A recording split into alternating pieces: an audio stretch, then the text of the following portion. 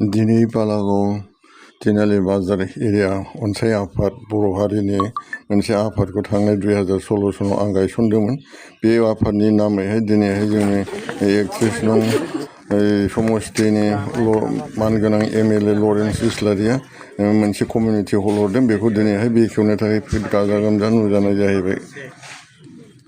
साननो हनो हानाय आलासिफोर दं, बिथांमोननि आं गिबि सिनायथिखौ होनो थांगासिनो दङ।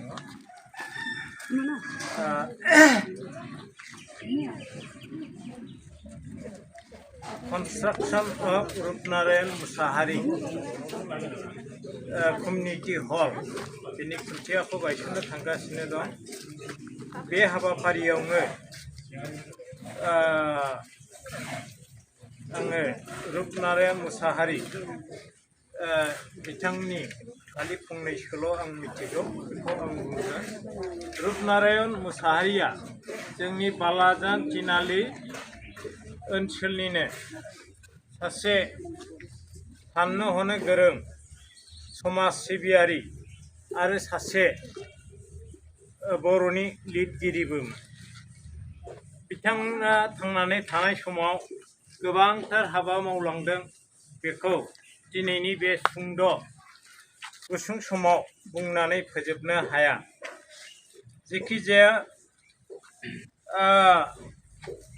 जोंनि नैबे बालाजान तिनालि ओनसोलनिनो बाजार एरिया गामियावनो नैबे कमिउनिटि हलखौ गायसननो थाखाय साखाफारा जाबाय।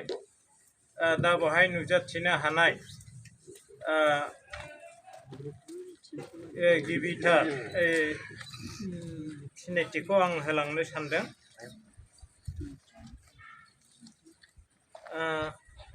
गिबियावनो आङो जोंनिनो 30 नं क'क्राझार LACनि MLA मानगोनां गेदेमा मुंख्रि लरेन्स इस्लारिखौ आङो गावनि सिनायथिखौ होनो खावलायग्रोनाय जाहैबाय। आर'नाइखौ बरायनानै लानाय जाहैबाय। दाना मानगोनां बिथां रुपनारायण मुसाहारिनिनो फिसाला गिबि आदा आगस्तिन मुसाहारि बिथांखौबो आङो गांसे आर'नाइजों बरायनानै लानो थाखाय खावलायनाय जाहैबाय। बिथाङानो जाबाय रुंसारि रुपनारायण मुसाहारिनि फिसाला। दानिया